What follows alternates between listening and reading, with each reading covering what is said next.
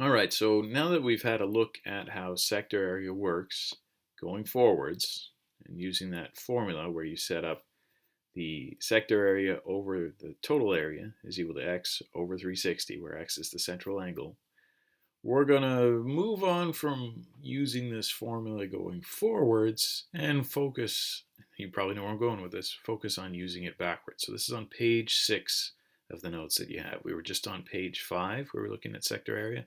So flip that over and we'll look at page 6.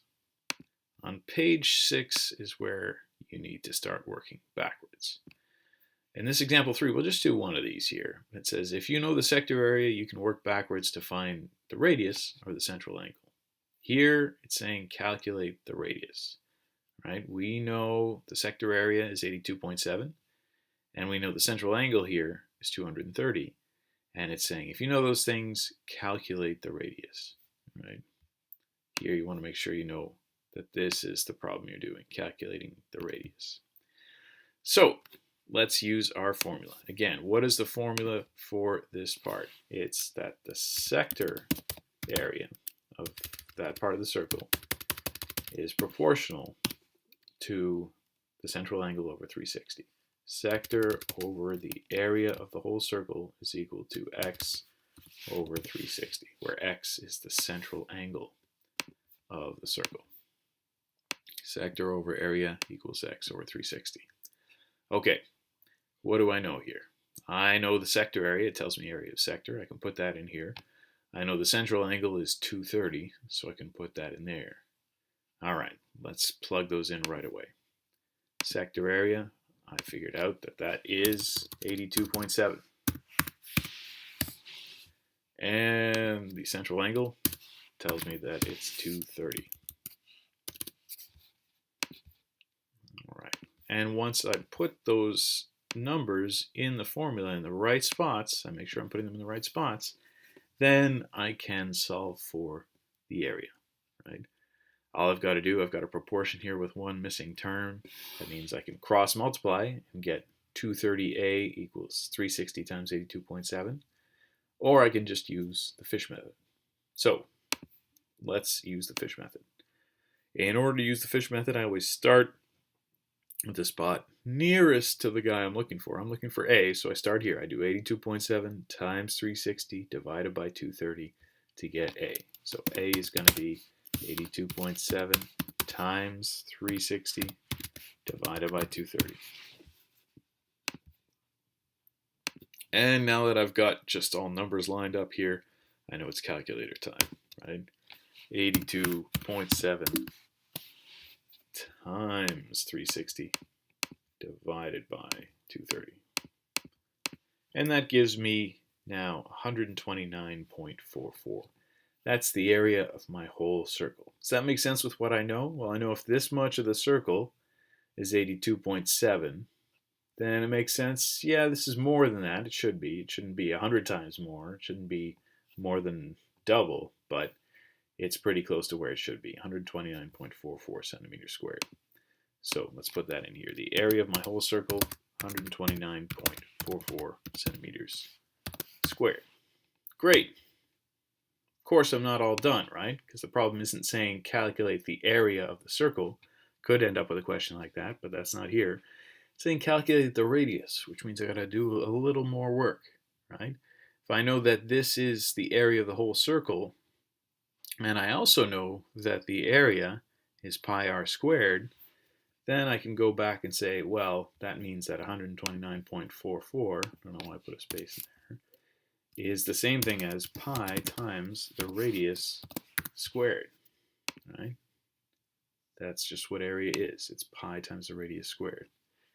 And if I have it lined up like this and I'm trying to find the radius, then I just got to isolate the variable. This just becomes straight up algebra at this point. Solve for r. To get r alone, I know I got to use reverse BEDMAS, right? So that means I got to undo the multiplication first, and after that I'm going to undo the exponent. So to undo the multiplication first, I'm going to divide both sides by pi. And let's divide both sides by pi. Divide this side by pi, divide this side by pi, and that's great. On this side, of course, these cancel out. I'm just left with r squared.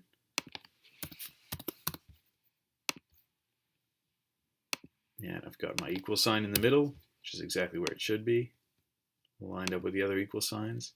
And here I just got to do a calculation. What's 129.44 divided by pi? Gives me 41.20. I'm just going to write 41.2 centimeters squared.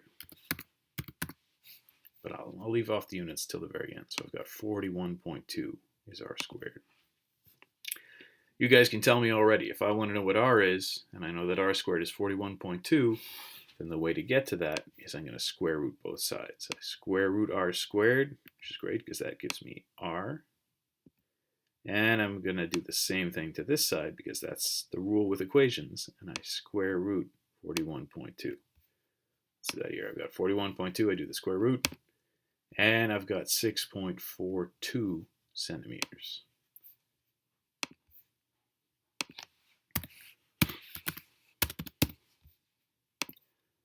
Now, important point here, 6.42 centimeters. Notice that the answer is in centimeters, not in centimeters squared. Because I'm dealing with a radius here. A radius is always a length. If you're getting an answer that's a length, that shouldn't be in centimeters squared. That's area. It shouldn't be in centimeters cubed. That's volume. Shouldn't be in centimeters to the power of 4. That's some fourth dimensional entity that our brains can't quite comprehend. I just want centimeters. 6.42 centimeters is the length of this radius. And so that's how you get the radius using this formula, sector over area equals the central angle over 360. I plug in the parts that I know, I do cross multiplication, or I use the fish method, and then once that gives me the area, I work backwards to find out what radius is. Moving a little bit further down the page, you see I've got to do something else. In this case here, it doesn't ask me for the radius. It gives me the radius. But it's telling me, hey, find the central angle. Turns out I'm going to use pretty much the same method.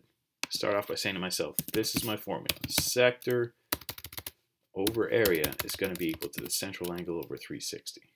And sector over the total area of the circle is equal to x over 360.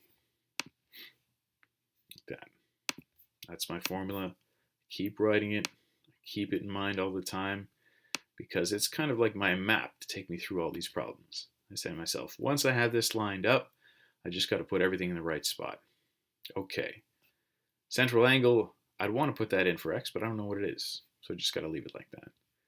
67 centimeters squared, that's my sector area. I can put that in there right now. And 8, well, I can't really put this in anywhere because there's no spot where it just says radius. But I do need to find the area here. So let me find the area using that radius. I know that area is equal to pi times the radius squared. And if area equals pi times the radius squared, that means area is equal to pi times 8 centimeters squared. Let's get out the calculator, figure out what that is. 8 squared, you know, is going to be 64.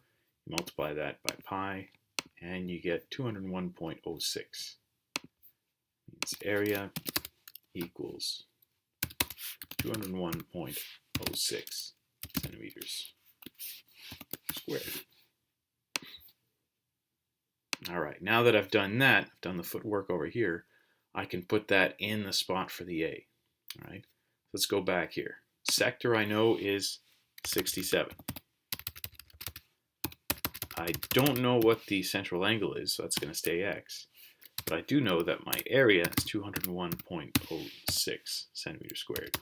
And the 360 is just plain old 360.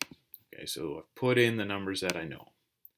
I know sector is 67 because the diagram shows me that that's true, right up here. And the area I got, again, using the diagram's 8 centimeter radius, I figured out that the area was 201.06. Sector number went in the sector spot, area number 201.06 went into the area spot, and the x and the 360 just stay the way they are. But not for too long, because now that I've got things set up, I know that there are 4 slots. 3 of them are numbers, and whenever 3 of them are numbers and one's missing, I can find the missing one by using, guess what? Let's see, what's this thing called when I do that? I can't remember. But anyway, you can come up with a name for it and suggest it to me. Maybe we'll call it the sideways light bulb method or something. No, it's the fish method. Okay, so once we know we're using the fish method, we say to ourselves, if I'm trying to find x, I go to its closest neighbor, I multiply across, and then I divide, and that'll give me that. So that means that x will be equal to 360 times, 360 times 67 divided by 201.06. Right, 360 times 67 divided by 201.06 will give me x. So I get out the calculator, say, calculator, keep this number for me, and I say 360 times 67 divided by that number gives me my central angle, 119.96. Means x is equal to 119.96. What are my units going to be here? Centimeters squared, centimeters, cubic meters? No, they're going to be degrees because I'm talking about an angle. So that is my central angle. And you think of it, right, 119.96, that's about a third of a circle. And if I found that the sector was 67 and I found that the total area was 201, 67 is about a third of 201. So my answer makes sense. I probably didn't make any calculation errors along the way if the answer makes sense like that. So I can take that and go. All right. Example B here, 4B, is going to work the same way. So I'll let you guys do that one on your own. But example 5, well, this one, you see, what's the problem once again? It's